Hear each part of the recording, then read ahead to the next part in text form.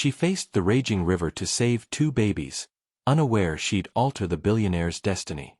The river had already taken everything she loved, but the day Isabel Chen forced herself into its deadly current to save 2 drowning babies, she didn't know she was also saving herself, and the broken billionaire who would teach her that sometimes the greatest love comes from facing the thing that destroyed you.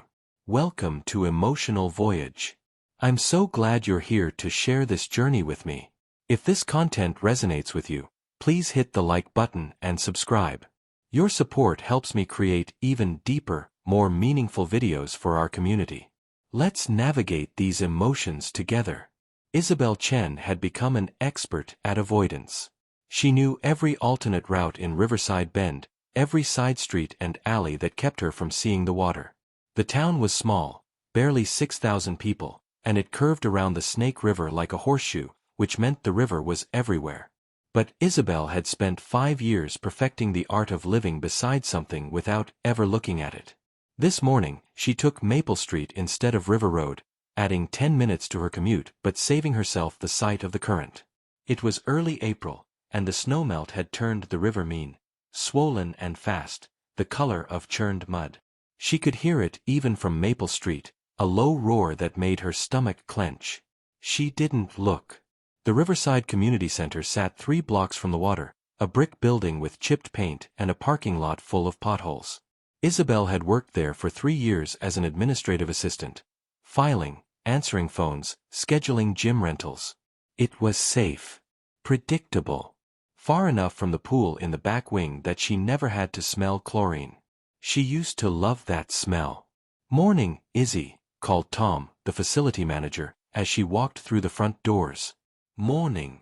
She smiled the smile she'd perfected, warm enough to seem normal, brief enough to avoid conversation. Her desk was in the corner of the main office, facing a wall covered in flyers for swim lessons, summer camp, water aerobics.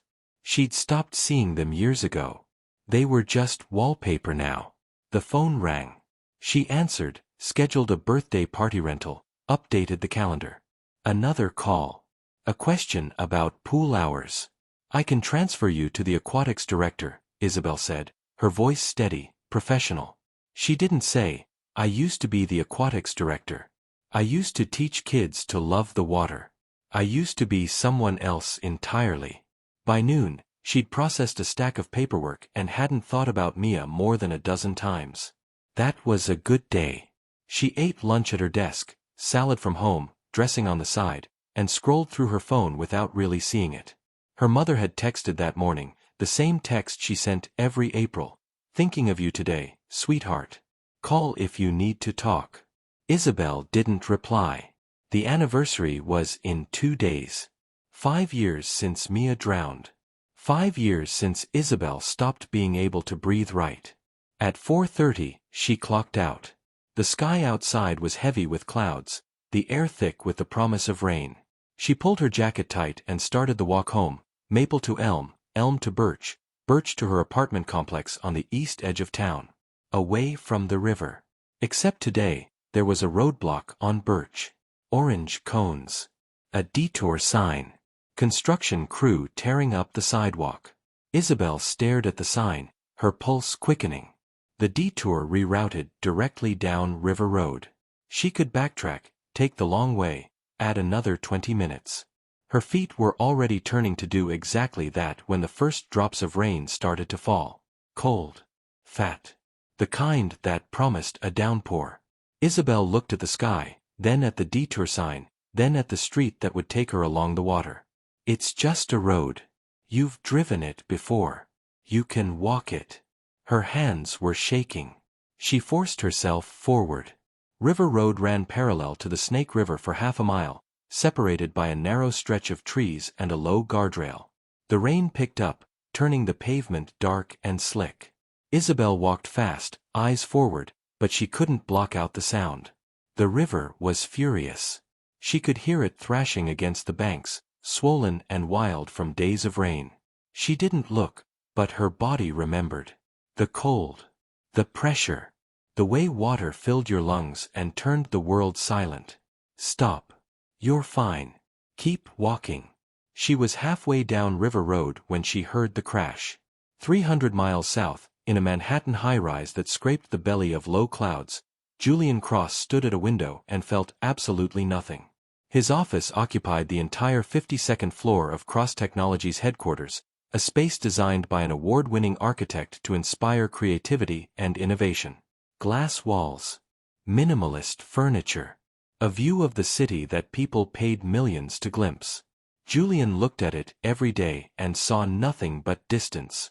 Mr. Cross. He turned. His assistant, Pamela, stood in the doorway, tablet in hand, her expression carefully neutral.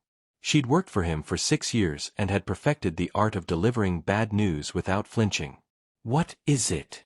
I'm very sorry to inform you that your sister was involved in a fatal car accident this morning. The words landed like stones in still water. No ripples. Just wait.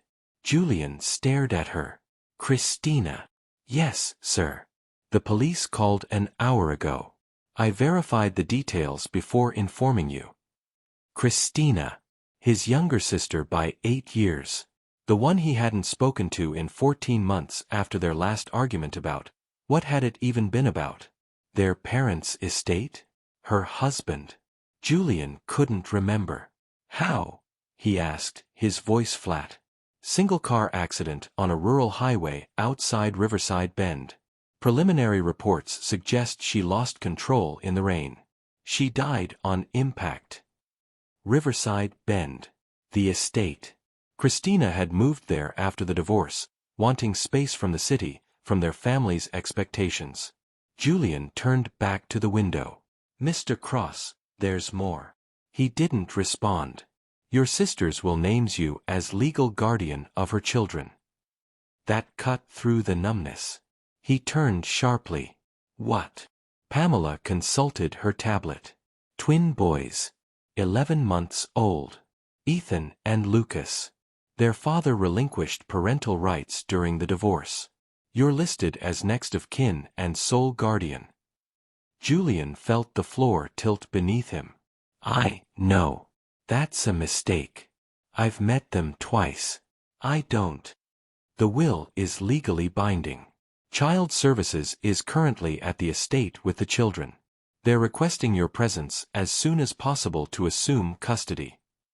Custody. 2 babies. Julian's chest tightened. He couldn't breathe right. The office suddenly felt too small, the walls too close. Sir. Cancel my meetings, he said, his voice hoarse. Already done. I've arranged for a car to take you to Riverside Bend. It's a 2-hour drive. You can leave within the hour. Julian nodded, not trusting himself to speak. Pamela hesitated. I'm very sorry for your loss. She left, the door closing with a soft click. Julian stood alone in the vast office, surrounded by glass and steel and the empire he'd built from nothing, and felt the weight of something he hadn't felt in 23 years. Terror. By 5 p.m., Julian was in the back of a black sedan, his driver navigating through rain-slicked streets toward the highway. Pamela had packed a bag for him. How she knew what to pack, he had no idea, but it sat on the seat beside him along with a folder of documents he couldn't bring himself to open. Legal guardianship. 2 children. He didn't know how to take care of children. He didn't know how to take care of anyone. That's why he'd built a company instead. Clean problems, clear solutions, no emotions required. The city gave way to suburbs, then to the kind of rural landscape Julian rarely saw. Fields, forests, towns that consisted of a single stoplight. The rain followed them, steady and relentless. His driver, Marcus, glanced in the rearview mirror. We'll take Route 7 along the river. Fastest way to the estate. Julian nodded without looking up from his phone. Email. Work. The only language he spoke fluently. But the words blurred on the screen. Christina is dead. You're responsible for her children. The children you barely know. The children you'll fail, just like you failed. Julian shut his eyes, forcing the thought away. He'd been 12 when his younger brother, Daniel, fell through the ice on their parents' pond. Julian had tried to pull him out, but Daniel had been too heavy, the ice too thin. By the time help arrived, it was too late. His parents never said it was Julian's fault. They didn't have to. Julian had spent the next 2 decades making sure he was never powerless again. He built an empire, controlled every variable, avoided attachment. And now he was driving toward 2 helpless infants who needed him to be something he'd never learned how to be. Present. The sedan curved along Route 7, the river visible through the trees, dark, swollen, angry. Julian barely noticed. He was reading an email when Marcus swore. What? The road buckled. A section of the shoulder gave way, mud sliding like a living thing. Marcus jerked the wheel, but the car was already tilting, already sliding toward the guardrail that crumpled like foil. Julian's phone flew from his hands. The world turned sideways. And then they were in the river. Isabel heard the crash, metal shrieking, glass exploding, and her body moved before her mind caught up. She ran toward the sound, rain blinding her, and saw it. A black sedan nosed down in the river, the current dragging it sideways, windows already submerged. People were shouting. Someone was calling 911. And Isabel heard crying. Babies. Her vision narrowed. Her lungs seized. Water. No. Not again. Not. But the crying didn't stop. She kicked off her shoes. And jumped. Have you ever had to face something that terrified you to save someone else? What gave you the courage? Drop your story in the comments below. I read every single one. The river hit Isabel like a fist. Cold, so cold it stopped her breath, turned her muscles to stone. The current grabbed her immediately, violent and mindless, dragging her downstream. Rain pounded the surface. She couldn't see, couldn't breathe. Mia's face under the water. Eyes open, hair floating. No. Isabel forced her arms to move. Kicked hard. Her body remembered even if her mind was screaming. 15 years of competitive swimming, 10 years of teaching, all of it buried under 5 years of paralysis, but still there. She surfaced, gasping, and saw the sedan 20 feet away, sinking fast. The crying was muffled now. Desperate. Isabel swam. Every stroke was a war against the current. Her arms burned. Her chest screamed for air. But she reached the car. The driver's side was submerged. She dove, eyes open in the murky water, and saw him. An older man, slumped over the wheel, not moving. She grabbed his shoulder, shook him. Nothing. Her lungs were burning. She surfaced, pulled in air, dove again. The back windows were still above the waterline, barely. She could see movement inside, car seats. 2 of them. Babies strapped in, the water rising around them, their faces red from screaming. Isabel's vision tunneled. She pulled herself onto the trunk of the sinking car, the metal slick beneath her. The rear window was closed. She slammed her fist against it. Nothing. Again. Her knuckles split. Break. Break. Break. She looked around wildly, saw a rock wedged in the riverbank. She lunged for it, nearly slipped into the current, caught herself. Grabbed the rock. Smashed it against the window. The glass spiderwebbed. Again. It shattered. Water poured in. The baby's screams turned frantic. Isabel reached through the broken window, ignoring the glass slicing her forearms, and fumbled with the first car seat buckle. Her hands were shaking so hard she couldn't grip it. The water was up to the baby's chests now. No, no, no, no. The buckle released. She pulled the carrier free, dragged it through the window, glass tearing her jacket. The baby, a boy maybe a year old, was shrieking, his face purple with terror. "I've got you," Isabel choked out. She held the carrier above the water, kicking to keep herself afloat, and screamed toward the shore. "Take him." A man was wading in, waist deep. She shoved the carrier toward him. He grabbed it, stumbled back toward the bank. One safe. Isabel turned back to the car. It was sinking faster now. The second baby was almost submerged, only his face above water, screaming so hard no sound was coming out. Isabel dove through the window, the current slamming her against the car frame. Her ribs screamed. She didn't care. She got her hands on the second buckle. It was stuck. No. Please. Please. She yanked. Pulled. Her fingers were numb, useless. The water was at the baby's chin. Mia's face. Lifeless. Gone. Not again. Isabel screamed and ripped at the buckle with everything she had. It gave. She pulled the carrier free just as the car lurched sideways, the current dragging it fully under. Isabel kicked hard, breaking the surface with the baby above her head, her arms shaking so badly she almost dropped him. The same man was there, reaching. She passed the carrier over, and the moment it left her hands, her body gave out. The current took her. She went under, swallowed water, couldn't find the surface. Her lungs burned. Her limbs were dead weight. This is it. This is how it ends. In the water. Like Mia. Something grabbed her arm. Pulled. She broke the surface, coughing, choking, and someone was dragging her toward the shore. Her knees hit rocks. Hands pulled her onto the muddy bank. She collapsed, vomiting river water, her whole body convulsing. The babies were crying. She could hear them. Alive. Isabel rolled onto her back, rain pouring into her face, and sobbed.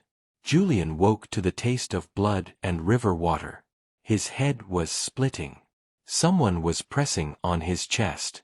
Responsive, he's breathing. Julian coughed, water pouring from his mouth. He tried to sit up and strong hands held him down. Stay still, sir. You're out of the water. Water. The car. The river. Julian's eyes flew open. The babies. They're safe. A woman pulled them out. Julian's vision swam. He turned his head and saw them. 2 car seats on the ground, paramedics checking them over. Both babies were crying. Alive. Marcus, my driver. The paramedic's face tightened. I'm sorry. He didn't make it. Julian forced himself to sit up. His vision blurred, refocused. 30 feet away, a woman sat on the muddy ground, wrapped in a blanket, her whole body shaking. Her clothes were torn and bloody. Her hands were cut to pieces. And she was staring at the babies like they were the only thing keeping her tethered to earth. Julian stumbled toward her, dropped to his knees in the mud in front of her. She didn't look at him. Her eyes stayed on the babies, tears streaming down her face. You saved them, Julian said, his voice wrecked. She didn't respond. You saved my nephews. Finally, she looked at him. Her eyes were dark brown, red-rimmed, filled with terror and grief and relief. She whispered, Are they okay? Yes. Because of you. She closed her eyes, and a sound escaped her, a sob, raw and broken. I can't.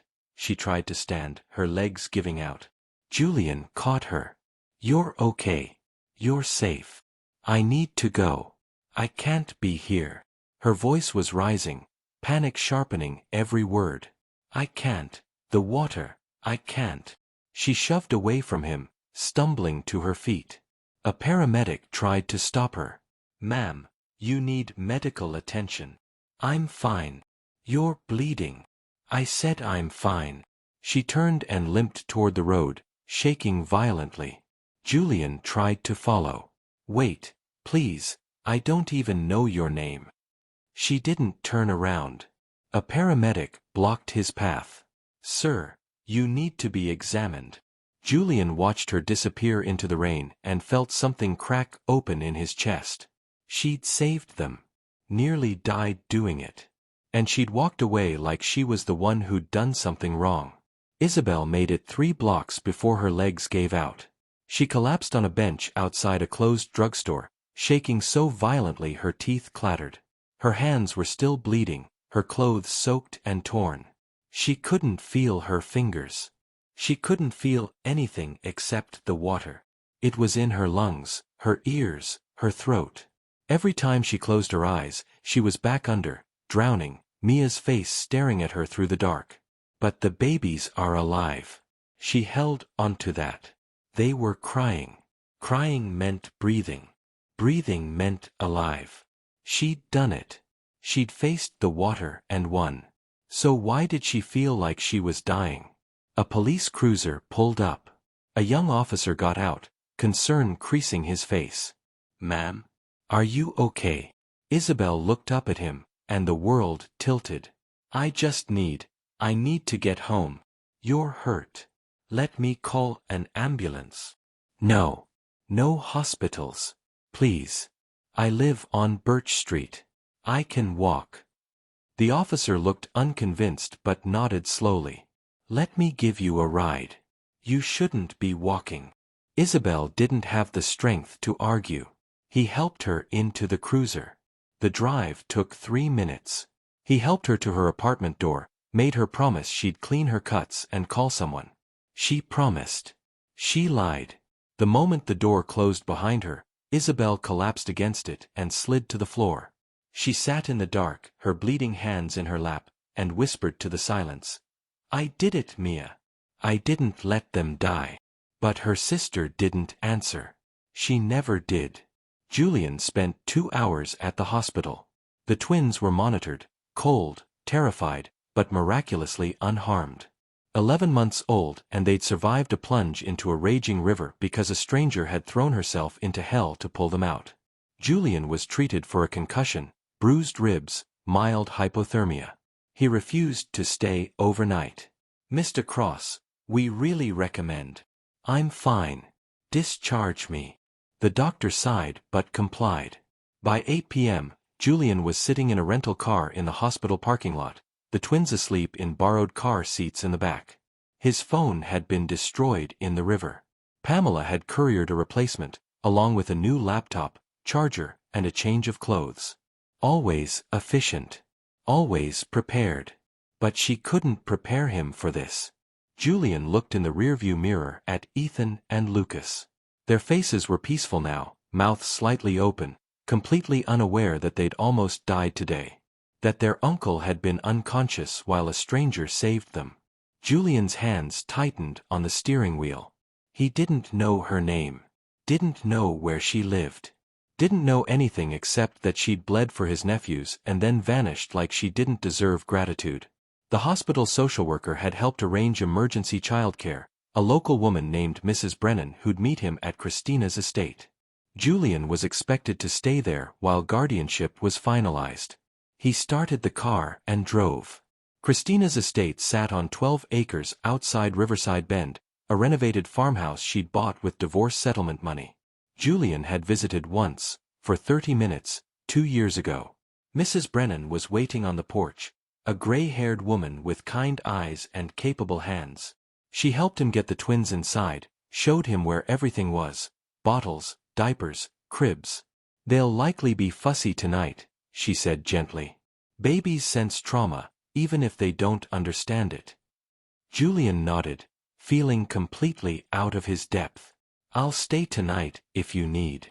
"No. Thank you, but I'll manage." Mrs. Brennan looked doubtful but didn't argue. "Call if you need anything. I'm 10 minutes away." She left. Julian stood in the massive quiet house with 2 sleeping babies and no idea what he was doing.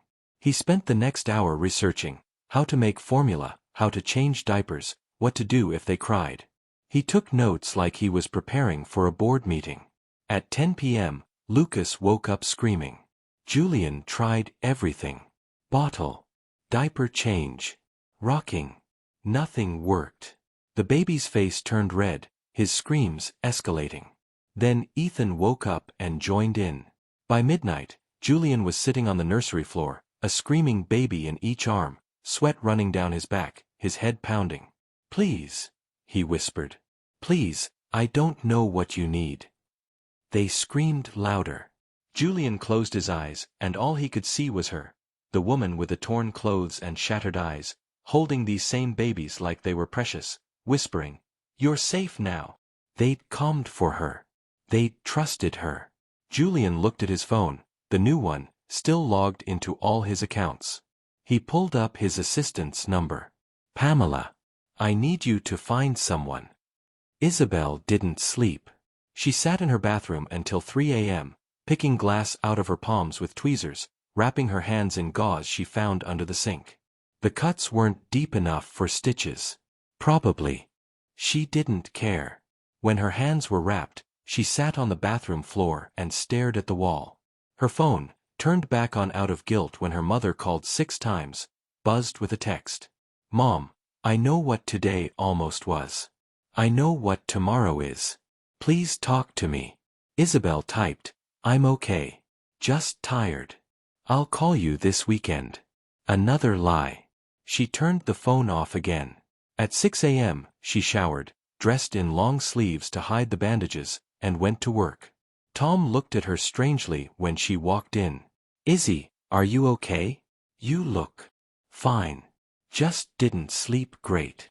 Did you hear about the accident yesterday? Car went into the river off Route 7. Someone saved 2 babies. Can you imagine?" Isabel's hands clenched. "No, I can't." She sat at her desk and tried to pretend yesterday didn't happen. By noon, she'd almost convinced herself. Then a man in an expensive suit walked through the community center doors. He looked out of place, tailored clothes, polished shoes, the kind of presence that commanded attention. He spoke briefly to Tom at the front desk. Tom pointed toward Isabel. The man walked over. Isabel's stomach dropped. It was him. The man from the river. The one who'd tried to thank her. He stopped at her desk, and for a moment, neither of them spoke. "I'm sorry to bother you," he said quietly. "But I need to talk to you." Isabel's throat closed. "I'm working." "I know. I'll wait." "You don't have to. You saved my nephews' lives. The least you can do is let me say thank you properly." Isabel looked at him. Really looked. His eyes were gray, exhausted, desperate. "I don't want thanks," she said. "Then what do you want?" "To forget yesterday ever happened. To stop seeing their faces. To stop feeling the water." "Nothing," she whispered. "I want nothing." Julian pulled an envelope from his jacket. "This is a bank transfer authorization. $50,000. It's not enough, but..." Isabel stood so fast her chair rolled backward. "No. It's the least I can." "I said no. I don't want your money." People were staring now. Tom was watching from across the room. Julian's jaw tightened. "Then let me buy you dinner." "Let me? Why can't you just leave me alone?" The question hung between them. Julian stared at her, and something shifted in his expression. Recognition. He saw it. The tremor in her hands. The way she stood like she was ready to run. "Because," he said quietly, "I don't understand why someone who just saved 2 lives looks like she's the one who needs saving." Isabel felt the words hit her chest like a stone. "You don't know anything about me. I know you almost died yesterday. I know you won't accept help. I know you're hurting. Stop. And I know those babies are alive because of you, and I can't just walk away from that." Isabel's vision blurred. "You have to." "Why?" "Because I can't." Her voice broke. "I can't be what you think I am." Julian took a step closer. "What do I think you are?" "A hero." "I'm not. I'm just..." She stopped, swallowed hard. "Please leave." "I can't." "Why not?" His voice dropped. "Because one of the twins won't stop crying. Won't eat. Won't sleep. The doctors say it's trauma. And the only time he was calm was when you held him." Isabel closed her eyes. "I don't know what I'm doing," Julian continued, and for the first time, she heard the fear in his voice. "I don't know how to help them. But you do. And I'm asking, I'm begging, for help." Isabel opened her eyes. "I can't. One afternoon. Just show me what I'm doing wrong. Find a professional." "I did. 4 of them." He screams harder. "Please." Isabel looked at this stranger, this man in his expensive suit with his gray, desperate eyes, and saw herself. Terrified. Drowning. She heard herself say, 1 hour. That's all. Relief flooded his face. Thank you. Don't thank me yet. Julian's estate was nothing like Isabel expected. She'd imagined something cold, glass and marble, sterile and imposing. Instead, Christina's farmhouse was warm. Exposed beams, wide windows overlooking fields, furniture that looked lived in. A home, not a showpiece. Julian pulled into the circular driveway at 4 p.m. Isabel sat in the passenger seat of his rental car, her bandaged hands folded in her lap, wondering what she'd agreed to. 1 hour. You can survive 1 hour. They're probably awake by now, Julian said, cutting the engine. Mrs. Brennan, the caretaker, stayed with them while I came to find you. Isabel nodded, not trusting her voice. They walked to the front door. Julian unlocked it, and immediately, crying echoed through the house. Not distressed crying. Angry crying. That's Ethan, Julian said quietly. He's been like this since last night. They walked into a spacious living room. Mrs. Brennan sat on the couch, bouncing a red-faced baby who was screaming like his world was ending. Another baby, identical, but calm, sat in a bouncer nearby, watching with wide eyes. Mrs. Brennan looked up, relief crossing her face. Oh, thank God. I've tried everything. Julian crossed to her. I'll take him. The moment Julian lifted Ethan, the baby's screams intensified. His little fists punched the air, his face purple. Julian looked helpless. Isabel's chest tightened. She knew that look. She'd worn it the day Mia died. I don't know what to do. I don't know how to fix this. May I? Isabel heard herself ask. Julian turned, surprise flickering across his face. He nodded. Isabel stepped forward and took Ethan from his arms. The baby's weight settled against her chest, solid and warm and real. For a moment, the screaming continued. Then Ethan's face turned toward her, his eyes, gray, like his uncle's, locking onto hers. The crying hiccuped, slowed, stopped. Ethan stared at her, his tiny chest heaving, tears streaming down his face. Isabel's throat closed. Hey, she whispered. I know you're scared. But you're safe now. I promise. Ethan's fist grabbed a handful of her shirt. The room was silent except for the baby's shuddering breaths. Mrs. Brennan stared. Julian stared. Isabel looked down at Ethan and felt something crack open inside her chest, something she'd sealed shut 5 years ago. How did you? Julian started. He remembers, Isabel said softly. He doesn't understand what happened, but he remembers feeling safe with me. Babies are like that. They remember how you made them feel. She looked at the other twin, Lucas, she assumed, still watching from the bouncer. Can I hold him too? Julian nodded, speechless. Isabel sat on the couch, Ethan still clinging to her, and Julian brought Lucas over. She settled both babies against her, one on each side, and they fit perfectly. Lucas grabbed her finger. Ethan's breathing evened out. For the first time in 5 years, Isabel felt the weight of a child in her arms and didn't shatter. Mrs. Brennan smiled gently. I'll make some coffee. She disappeared into the kitchen. Julian sat across from Isabel, watching her with an expression she couldn't read. You're good with them, he said. I used to teach swimming. Mostly kids. You learn to read fear. Is that what you see? Fear. Isabel looked at Ethan. He's terrified. His world turned upside down. Literally. Water, darkness, cold. He doesn't have words for it, but his body remembers. Julian's face tightened. I don't know how to help him. You already are. You're here. I don't feel like it's enough. Isabel met his eyes. It never does. Something passed between them, an understanding. Two people who knew what it felt like to fail someone. Can you show me? Julian asked quietly. How to hold them so they feel safe. Isabel hesitated, then nodded.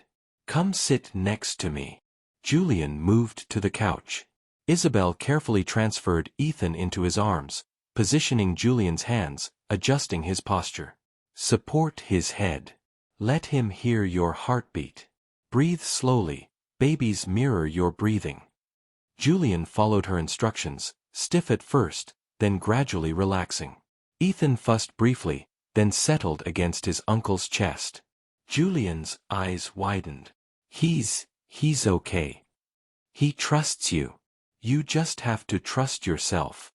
For the next hour, Isabel showed Julian everything: how to read their cries, how to make bottles, how to change diapers without fumbling. Lucas needed his diaper changed, and Julian attempted it with the concentrated focus of someone defusing a bomb. Isabel laughed, actually laughed, when he put the diaper on backward. How do people do this? Julian asked, frustrated but smiling slightly. Practice. Lots of practice. I don't have time to practice. I have a company to run. Then you need to make time. They won't wait for a convenient schedule. Julian looked at her, and his smile faded.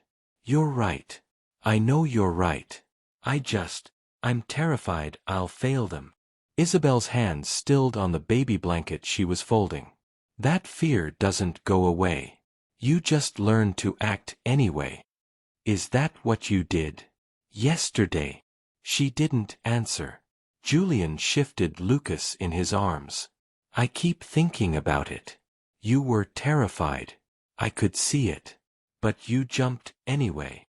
I heard them crying. Most people would have called 911 and waited. I'm not most people. No, you're not. The weight of his gaze made Isabel look away. Mrs. Brennan returned with coffee. They drank in comfortable silence while the twins dozed. When the hour was up, Isabel stood to leave. Wait, Julian said. Please. She turned. Ethan will start crying again the moment you leave. I know he will. And He stopped, frustration crossing his face.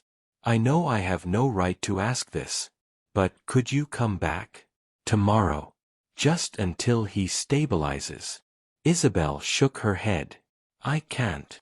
Why not? Because this isn't my life. These aren't my children. But you care about them. I can see it. That's exactly why I can't. Julian stood, Lucas asleep against his shoulder. I'll pay you. Whatever you want. I don't want your money. Then what do you want? The question again. Isabel's hands clenched. I want to stop feeling like I'm drowning every time I close my eyes. I want to stop seeing my sister's face. Her voice broke. I want to stop hurting. Julian's expression softened. Then maybe helping them will help you. That's not how it works. Isn't it? You said it yourself. Sometimes you just have to act anyway. Isabel stared at him, this stranger who was asking the impossible. But when she looked at Ethan, sleeping peacefully for the first time in 24 hours, she felt something shift. 3 days, she heard herself say. I'll come for 3 days. After that, you're on your own. Relief flooded Julian's face. Thank you. Don't thank me. I'm only doing this for them. I know. But the way he looked at her suggested he knew something else too. That she wasn't just doing this for the babies. She was doing it for herself. Isabel came back the next day. And the day after that. By the third afternoon, she'd stopped pretending it was just obligation. The twins had worked their way under her skin. Lucas with his easy smiles, Ethan with his fierce grip on her finger like he was afraid she'd disappear. She showed Julian how to establish routines, how to read their tired signs, how to be present instead of perfect. He was a quick study, taking notes on his phone like he was learning a new programming language. But he was also watching her. She felt his eyes when she sang softly to Ethan, when she laughed at Lucas trying to grab his own feet, when her face went distant and sad for reasons she wouldn't explain. On the fourth day, a day she hadn't agreed to but showed up for anyway, Julian asked her to stay for dinner. Mrs. Brennan made enough for an army. he said. And the twins eat better when you're here. Isabel knew she should say no. She said yes. They ate at the farmhouse table, something simple, pasta and salad, while the twins sat in high chairs, making magnificent messes. It felt almost normal. Almost like a family. The thought terrified her. After dinner, they got the twins bathed and into pajamas. Isabel read them a story while Julian watched from the doorway, and when she looked up, something in his expression made her breath catch. Soft. Unguarded. She looked away quickly. By 8, both babies were asleep. Isabel should have left. Instead, she found herself on the back porch with Julian, 2 mugs of tea growing cold between them, watching the sun set over the fields. "Can I ask you something?" Julian said quietly. Isabel tensed. "Maybe." "Why were you so afraid of the water? When you jumped in, I saw your face. You were more terrified than I've ever seen anyone. But you did it anyway." Isabel's hands tightened around her mug. "You don't have to tell me," Julian added quickly. I keep thinking about it. About you." The admission hung in the air. Isabel stared at the horizon. She could deflect. Change the subject. Leave. Instead, she heard herself speak. "I had a sister. Mia. She was 14. I was 24. Her voice was flat, distant. "I was a swim instructor at the community pool.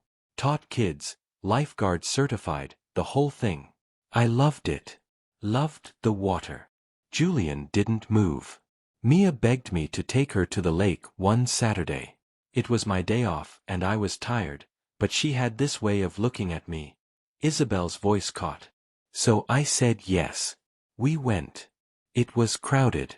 I was on my phone. Work email. Something stupid and unimportant that I can't even remember now." She paused, breathing carefully. "I looked up, and she was gone. Just gone. I searched for maybe 10 seconds before I saw her. Under the water. She'd gone out too far, got a cramp, panicked. By the time I reached her and pulled her out." Isabel stopped. Closed her eyes. "The paramedics tried. I tried. CPR, everything. But she'd been under too long." Silence stretched between them, heavy and aching. "She drowned while I was reading an email," Isabel whispered. "I was a swim instructor, and I let my little sister drown." "It wasn't your fault," Julian said. "Yes, it was. You can't watch someone every second." "I should have. That's the whole point. I was supposed to keep her safe, and I failed." Julian was quiet for a long moment. Then, "I know what that feels like." Isabel looked at him. His jaw was tight, his eyes fixed on the darkening sky. "I had a younger brother. Daniel. He was 8. I was 12. He took a breath. We lived on a property with a pond. Winter, it would freeze over. My parents told us 100 times never to go on the ice. But Daniel didn't listen. He never listened." A ghost of a smile. "I found him out there one day, walking on the ice like it was an adventure. I yelled at him to come back. He laughed. Thought it was a game." Julian's hands clenched. "The ice cracked. He went through. I ran out, stupid I know, and tried to pull him out. But I was 12 and he was wearing a heavy coat and I wasn't strong enough. I held on to him for maybe a minute before my hands went numb and he slipped under." Isabel's chest tightened. "They got him out eventually. Tried to revive him. But it was too late." Julian's voice was hollow. "My parents never blamed me out loud. They said it was an accident, that I did everything I could. But I knew. I saw it in their eyes every day after. The question they never asked, why couldn't you save him?" "That's not fair," Isabel said softly. "No. But it's true." He finally looked at her.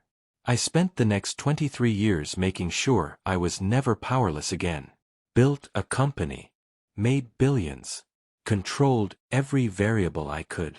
And then my sister died and left me with 2 babies, and suddenly I'm 12 years old again, holding on to something I can't save. Understanding passed between them, 2 people carrying the same weight. Until you showed up, Julian continued, and did what I couldn't. You saved them. I almost didn't, Isabel admitted. When I heard them crying, every instinct told me to run. The water, I haven't been swimming in 5 years. Haven't been near a lake or river. I have nightmares about drowning. But you jumped anyway. I didn't think. I heard them, and I couldn't let it happen again. Julian reached across the space between them and took her bandaged hand carefully. You're the bravest person I've ever met. I'm not brave.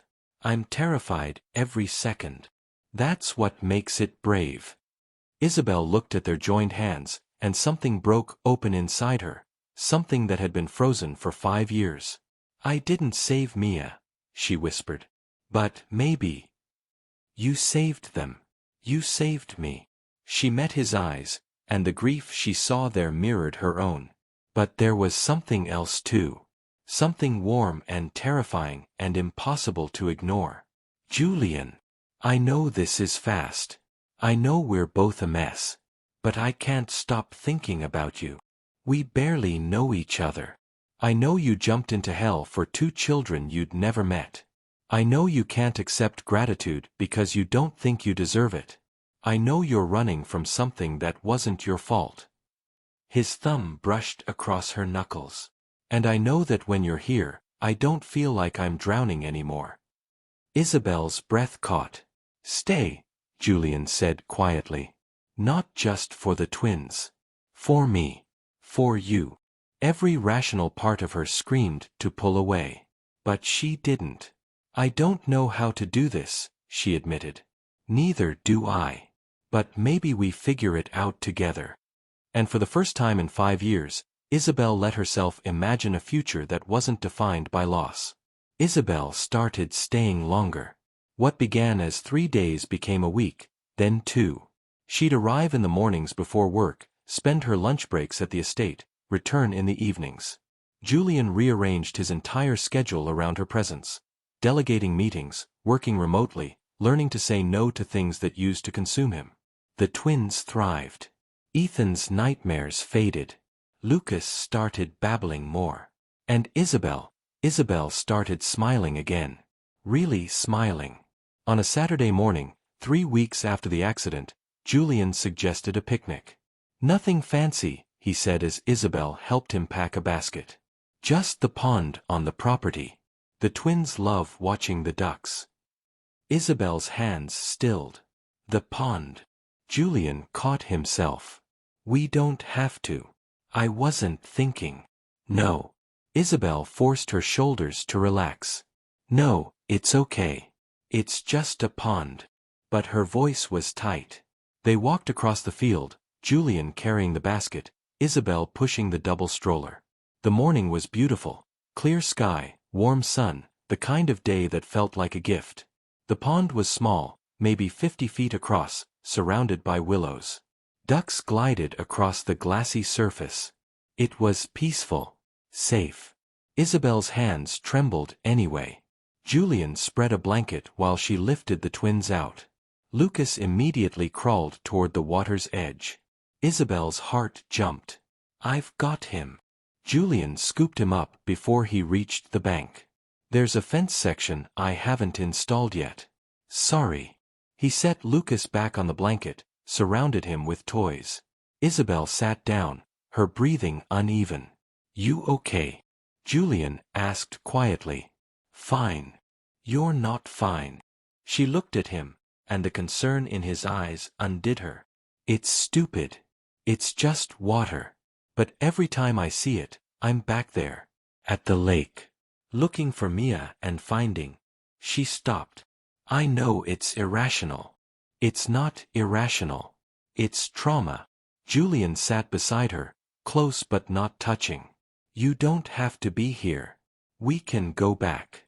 No. I want. Isabel took a shaky breath. I want to stop being afraid. You jumped into a raging river. You're not afraid. I'm terrified. Every second. She looked at the pond. But I'm tired of letting fear control me. They sat in silence, watching the twins play.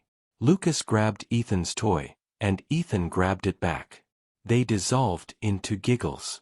Isabel felt something loosen in her chest. They're happy, she said softly. Because of you. Because of us, she corrected. Julian turned to her, and the way he looked at her made her breath catch. Like she was something precious. Like she mattered. Can I tell you something? He asked. Okay. I haven't felt alive in years. Since Daniel died, I've just been going through motions. Building things to prove I had value. But I never felt anything. He paused. Until I woke up in that river and saw you holding my nephews like they were your own. And something in me woke up too. Isabel's throat tightened. Julian. I'm not saying this to pressure you. I want you to know what you've done for me. For us. She wanted to tell him to stop, that he was seeing someone who didn't exist, that she was too broken for this. But Lucas crawled into her lap at that moment, sticky hands grabbing her face, and she couldn't say any of it. Instead, she laughed. Julian smiled, a real smile that transformed his entire face, and reached over to wipe applesauce off her cheek. His hand lingered. Isabel's heart hammered. I haven't done this in a long time, Julian said quietly. Done what? Felt hope. She didn't pull away. Me neither. They stayed like that, the space between them charged and terrifying and exactly right. Ethan started fussing. The moment broke. Isabel busied herself with bottles while Julian changed a diaper, and they fell into the easy rhythm they developed, moving around each other like they'd been doing this for years instead of weeks. After the twins were fed, they lay on the blanket side by side, watching clouds drift past. My sister would have liked you, Julian said suddenly. Isabel turned her head. Yeah. Christina was fierce. Didn't take anyone's BS. She would have appreciated someone who dove into a river without hesitation. I hesitated. But you still jumped. Isabel looked back at the sky. What was she like before? Julian was quiet for a moment. Stubborn. Kind. She wanted kids more than anything, but she had fertility issues. The twins were IVF, took her 3 years and 2 failed attempts. When they finally came, she said it was like getting her miracle. His voice roughened. Then 6 months later, she was diagnosed with an aneurysm. Inoperable. The doctors said it could rupture any time, could be years, could be days. She lived every moment like it was borrowed time. He swallowed hard. The car accident wasn't supposed to be how it ended. But maybe there was never going to be a good way. Isabel reached for his hand. Squeezed. She left them to you because she trusted you, Isabel said. I wish I had her faith. You're doing better than you think. Julian turned his head, their faces inches apart. Only because you're here. The words hung between them. Isabel's pulse raced. She should move. Create distance. Protect herself. But she didn't want to. Julian, she whispered. Tell me to stop, and I will. Stop what? This. He leaned closer, his eyes searching hers. Tell me you don't feel it too. She couldn't. Because she did feel it, terrifying and beautiful and utterly unexpected. I feel it, she admitted. He closed the distance. The kiss was gentle, tentative, like they were both afraid the other might break. Isabel's hand came up to his face, and Julian's hand tangled in her hair, and for a moment, the grief and fear and trauma faded into something else entirely. Hope. When they pulled apart, both breathing hard, Ethan let out a delighted shriek and clapped his hands. They burst out laughing. I think he approves, Julian said. Isabel looked at the twins, then at Julian, then at the pond that no longer felt quite so terrifying. I think I might be falling for you, she said, the words escaping before she could stop them. Julian's smile was devastating. Good. Because I'm already gone. He kissed her again, softer this time, and Isabel let herself fall. Have you ever found love in the most unexpected place or time? How did it change you? Share your story below. Sometimes the best love stories are the ones we never saw coming. For 2 weeks, Isabel lived in a dream. She'd moved past her initial 3-day agreement, past any pretense of professional boundaries. She was there every day now, mornings, evenings, weekends.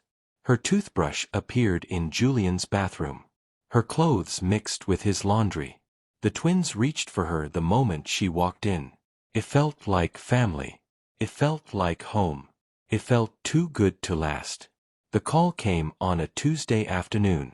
Isabel was in the nursery, folding tiny clothes while the twins napped, when she heard Julian's voice rise in the living room. "Mother, I don't think that's necessary." She froze. "Just give me some time to." Silence. "Fine. Friday. But I'm telling you now, nothing you say will change." The call ended. Isabel found Julian in the kitchen, jaw clenched, staring at his phone like it had betrayed him. "Everything okay?" she asked. He looked up, and his expression shifted, softened. "My mother. She's flying in from Boston on Friday. Wants to meet the twins. And..." He hesitated. "You." Isabel's stomach dropped. "Me. I might have mentioned you. In passing." "What did you say?" "That someone's been helping with the twins. That you're..." He stopped, seeming to struggle with the words. "That you're important to me." Isabel's chest tightened. "Julian, maybe I shouldn't be here when she comes." "Why not?" "Because this is complicated. We barely know each other." "What are you going to tell her? That the woman living in your house is someone who saved your nephews and now you're..." "What?" "Dating. Playing house." Julian crossed to her, taking her hands. "I'm going to tell her you're the person who changed everything. That you saved the twins. He paused. "That I'm falling in love with you." The words should have filled her with joy. Instead, fear clawed at her throat. "Don't," she whispered. "Don't what?" "Don't say things like that. Don't make this bigger than it is." Julian's face fell. "Isabel, what are we doing if not making this bigger?" "I don't know. I just know that when people start expecting things, start building futures, that's when it all falls apart. Or that's when it becomes real." Before Isabel could respond, the doorbell rang. Julian frowned. "I'm not expecting anyone." He went to answer it. Isabel followed, a sense of dread building. A woman stood on the porch, mid-60s, perfectly styled silver hair, expensive coat, the kind of presence that commanded rooms. Her eyes swept over Julian with cool assessment. "Mother," Julian said, shock evident. "I thought you were coming Friday." "I changed my flight." Her gaze moved past him to Isabel. "And you must be the helper." The word landed like a slap. Isabel forced a smile. "Isabel Chen. Nice to meet you." The woman didn't offer her hand. "Diane Cross. I'd like to see my grandnephews." Julian's jaw tightened, but he stepped aside. Diane walked into the house like she owned it, her eyes cataloging everything. She went straight to the nursery where the twins were waking from their nap. "Oh, my poor darlings," Diane cooed, lifting Lucas. "Losing your mother so young. But don't worry, grandmother's here now." She turned to Julian. "They look thin. Are they eating properly?" "They're perfectly healthy," Julian said tightly. "And who's been caring for them?" "This. Isabel." "I've been caring for them," Julian said. "With Isabel's help." Diane's expression suggested she doubted his competence. "Julian, you run a billion-dollar company. You can't be expected to raise children alone. I've already contacted an agency in Boston, top-tier nannies, very experienced." "I don't need." "Of course you do. And the twins should be in Boston anyway, near family." This isolated farmhouse is no place for children. Isabel's chest constricted. She backed toward the door. Julian noticed. Mother, can we discuss this later? I need to. We'll discuss it now. These children need stability, structure, people qualified to. I'm qualified, Isabel said quietly. Diane turned, her eyes sharp. I'm sorry. I said I'm qualified. I was a swim instructor for 10 years. CPR certified. I've worked with children. Working with children and raising them are entirely different things, Miss Chen. Diane's tone was ice. And forgive me for being blunt, but what exactly is your role here? Julian mentioned you helped during an emergency, which was very kind, but surely you have your own life to return to. The implication was clear. You don't belong here. Isabel felt the walls closing in. I should go. No, Julian said firmly. Mother, you're out of line. I'm being realistic. This woman appears out of nowhere, inserts herself into your life during a vulnerable time, and now she's living here?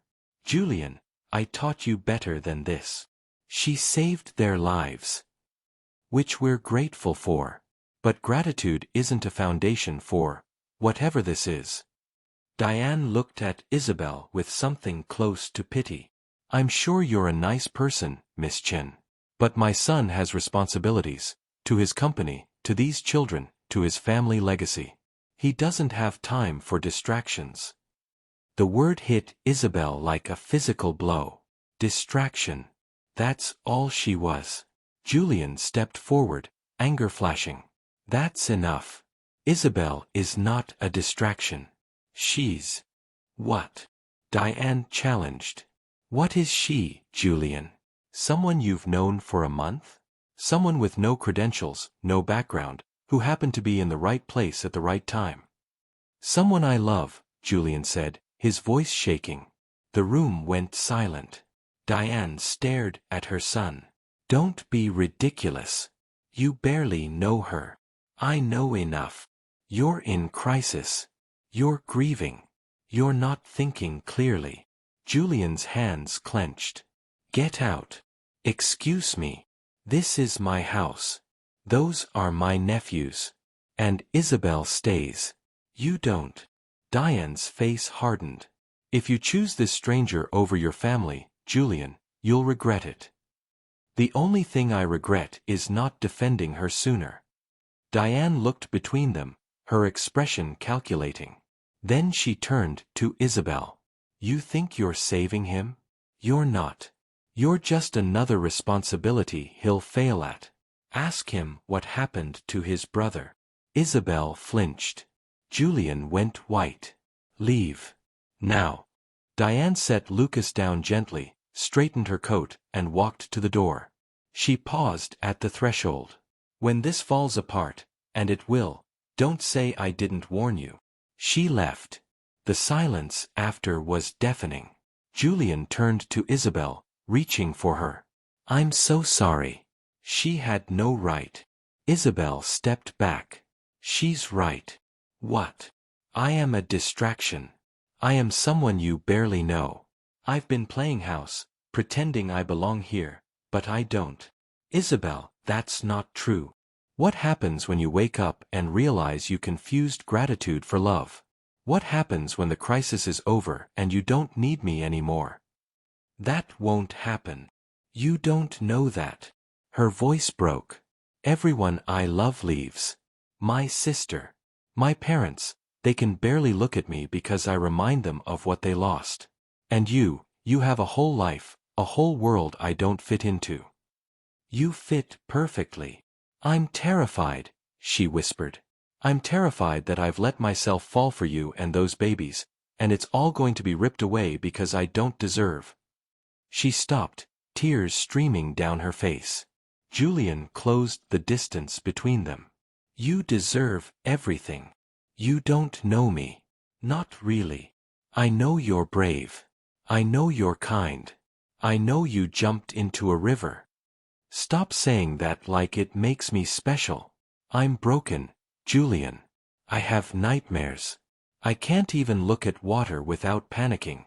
What kind of mother figure does that make me? The human kind. Isabel shook her head, backing toward the door. I can't do this. Isabel, please. I'm sorry. She grabbed her jacket and walked out. Julian stood frozen, his world crumbling around him for the second time in a month. This time, he didn't know how to save it. Isabel made it to her apartment before she completely fell apart.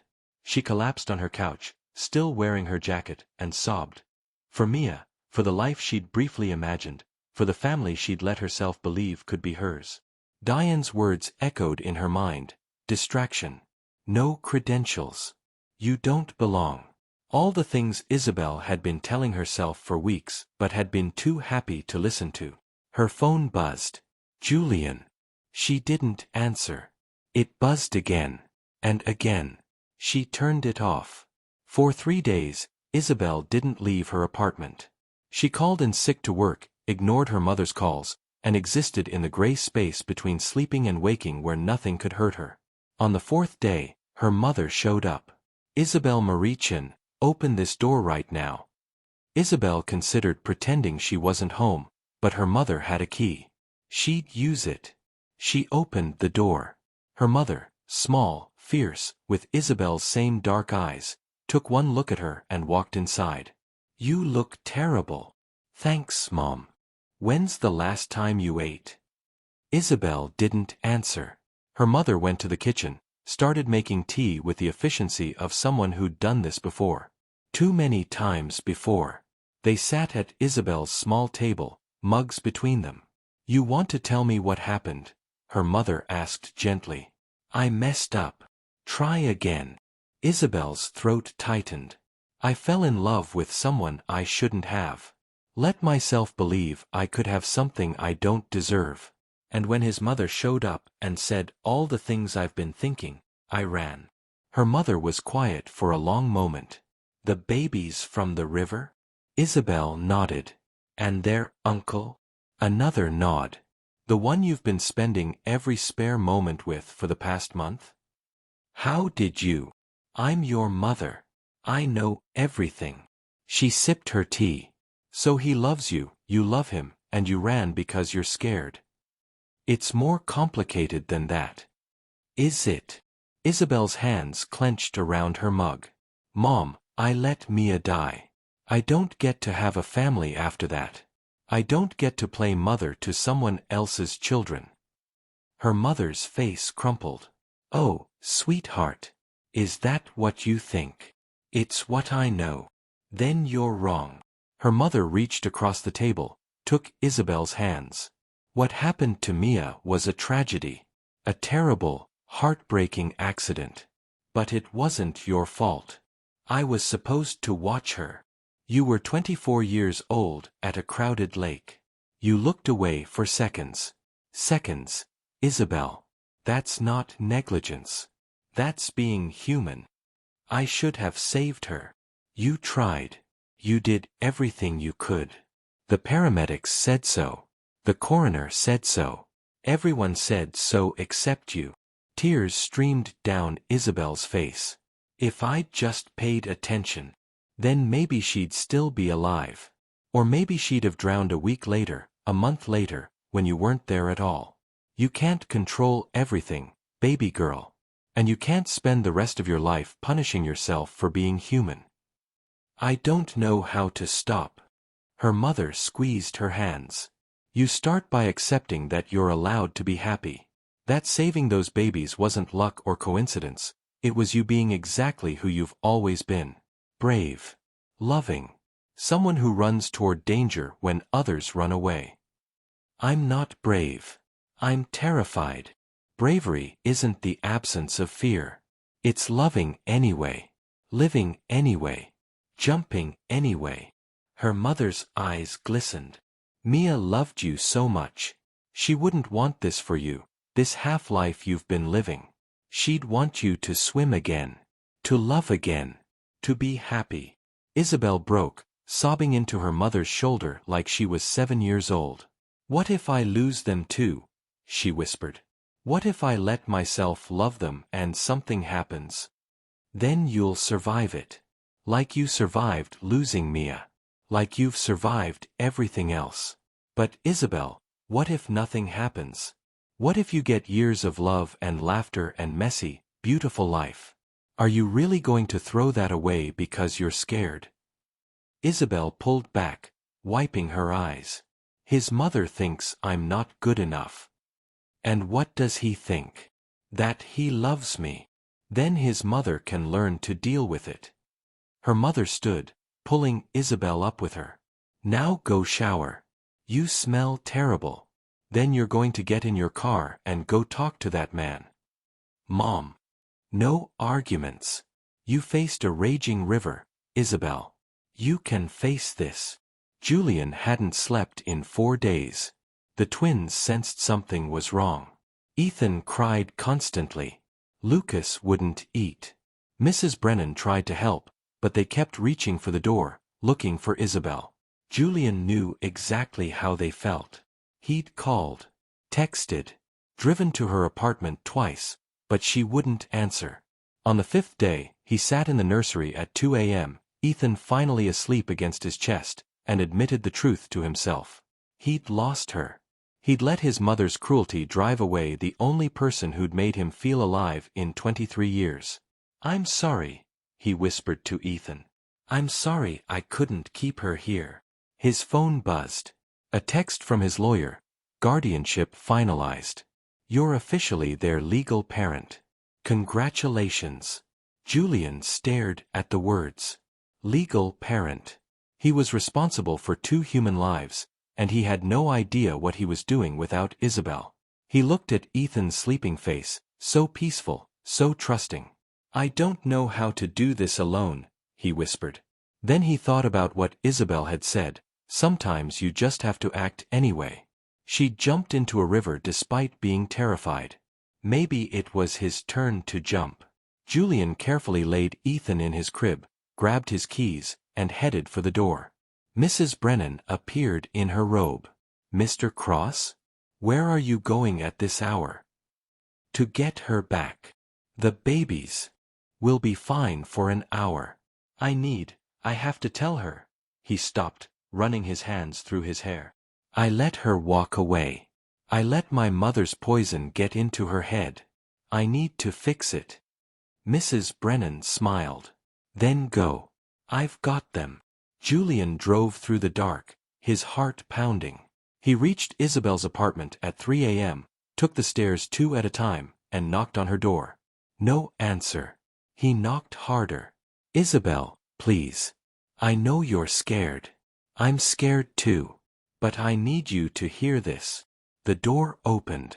Isabel stood there in pajamas, eyes red, hair messy, the most beautiful thing he'd ever seen. Julian. I love you, he said before she could speak. I love you, and I don't care that we've only known each other a month. I don't care what my mother thinks. I don't care that this is fast or complicated or terrifying. I just care that when you left, everything stopped making sense. Isabel's eyes filled with tears. You're not a distraction, Julian continued, his voice breaking. You're the reason I remember how to feel. The twins need you. I need you. And I know you're scared. God, I'm scared too. Scared I'll fail you. Scared I'll lose you. But I'd rather be scared with you than safe without you.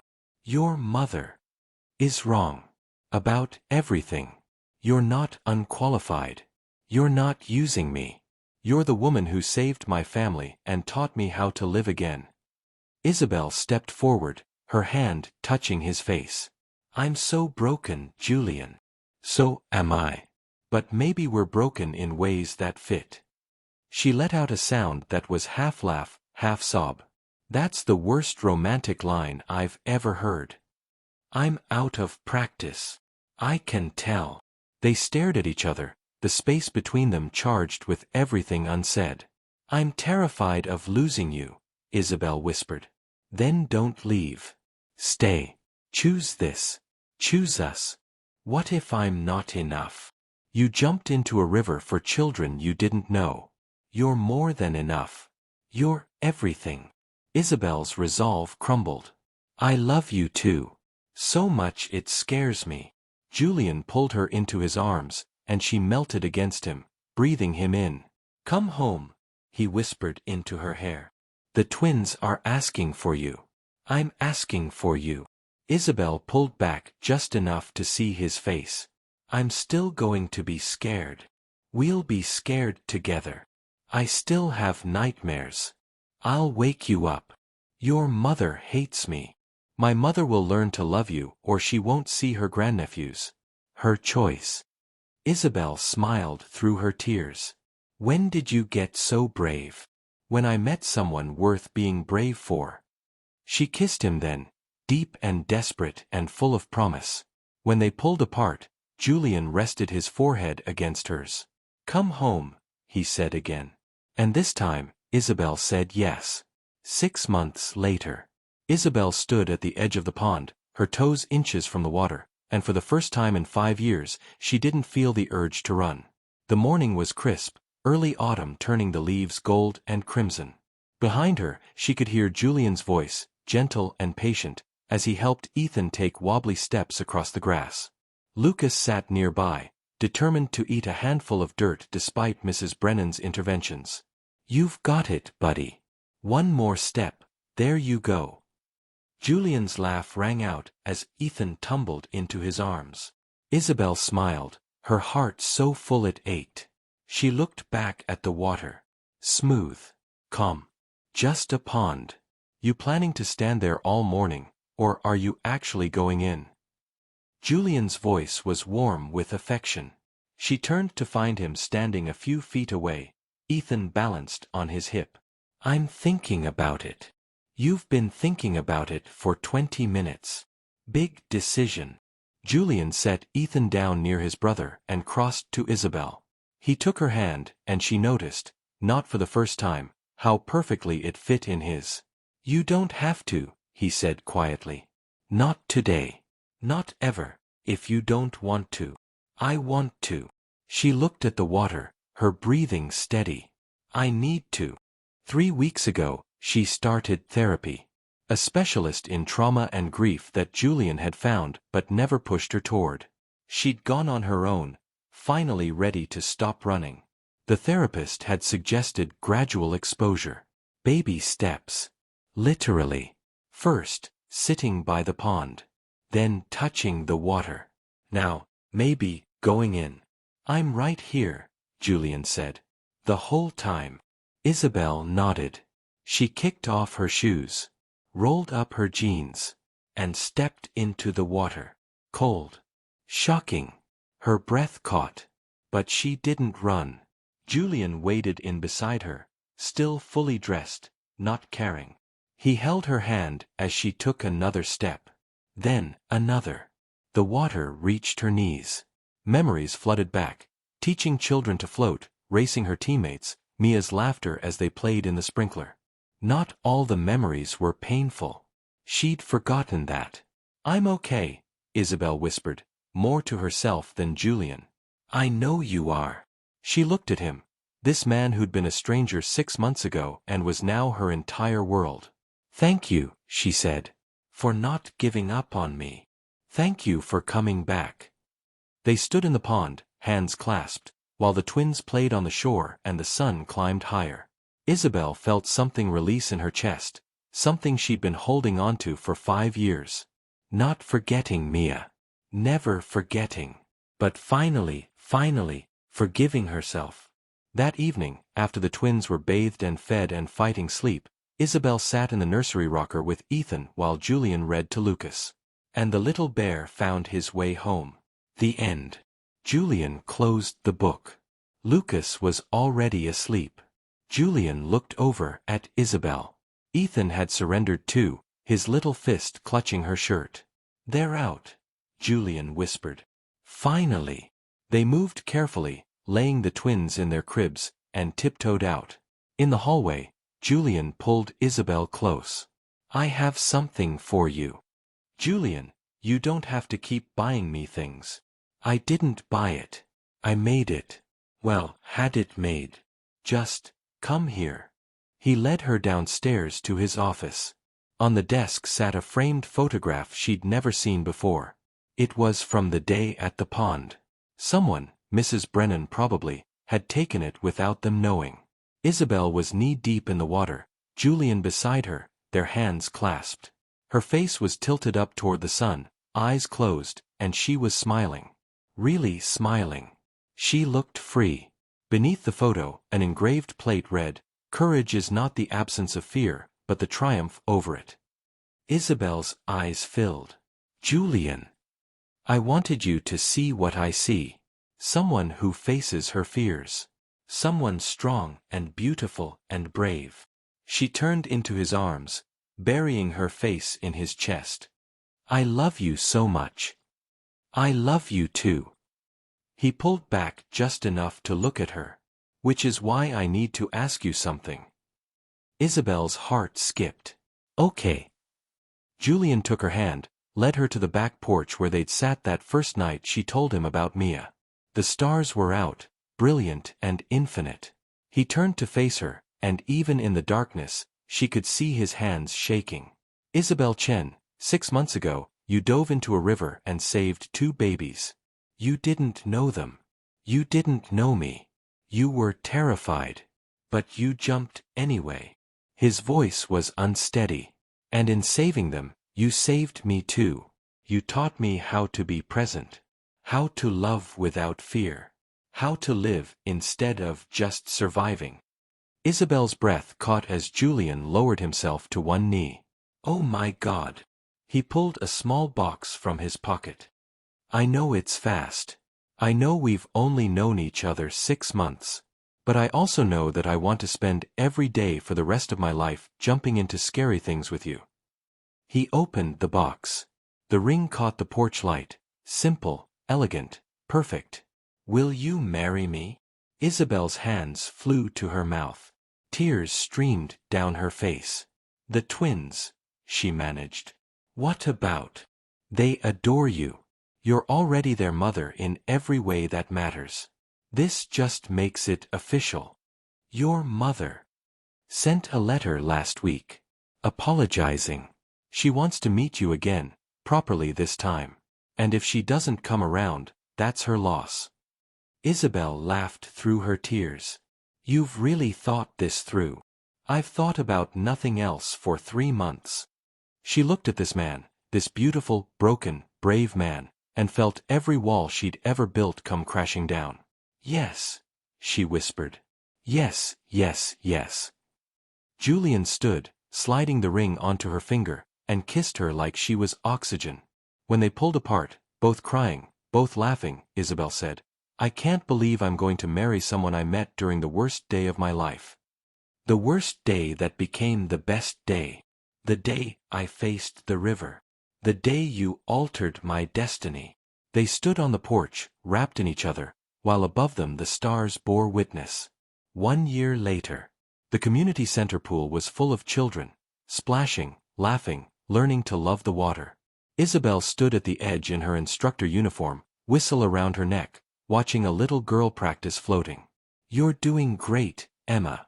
Just relax. I've got you." The girl's face, terrified at first, slowly relaxed. She floated. Isabel smiled. She'd returned to teaching 6 months ago, reclaiming the part of herself she thought was lost forever. It hadn't been easy. The first time she'd stepped into the pool, she'd had a panic attack. But Julian had been there. And her therapist. And her mother. And slowly, stroke by stroke, she'd found her way back. "Miss Isabel. Watch this." A boy cannonballed into the deep end. "Nice one, Marcus." The class ended. Parents collected their kids. Isabel dried off and headed to the parking lot. Julian was waiting, the twins strapped into their car seats. At 18 months, they were walking, talking, and completely convinced they ran the household. "Belle." Ethan shrieked when he saw her. "Belle, Belle, Belle." Lucas echoed. She tried to get them to say, "Isabel." They'd decided Belle was better. She'd never loved a nickname more. Julian got out, kissed her. "How was class?" Perfect. Emma finally got her float down. You're amazing, you know that? You're biased. Completely. He opened the passenger door for her. Ready to go home? Home. The word still filled her with wonder. They drove back to the farmhouse, their farmhouse now. Isabel had officially moved in 2 months after the engagement. They'd married in a small ceremony by the pond, surrounded by family and friends. Diane had come. Had even cried. Had actually hugged Isabel and whispered, "Thank you for saving my son." It wasn't perfect. Diane still made comments sometimes. But she loved the twins, and she was trying. That was enough. As they pulled into the driveway, Isabel noticed fresh flowers by the door. White daisies. Her mother's doing. Every year on the anniversary of Mia's death, she left them. A reminder. A tribute. A bridge between past and present. Isabel got out, picked up the flowers, and breathed in their scent. "You okay?" Julian asked softly. "Yeah." She smiled. "I really am." That night, after the twins were asleep, Isabel and Julian returned to the pond. It had become their ritual, stolen moments under the stars, talking about everything and nothing. Isabel waded into the water, no longer afraid. Julian followed. "I've been thinking," she said. "Dangerous." She splashed him. "Seriously?" "About swimming lessons. For the twins." Julian was quiet. "You sure?" "I want them to love the water. To respect it, but not fear it. And I want to be the one to teach them."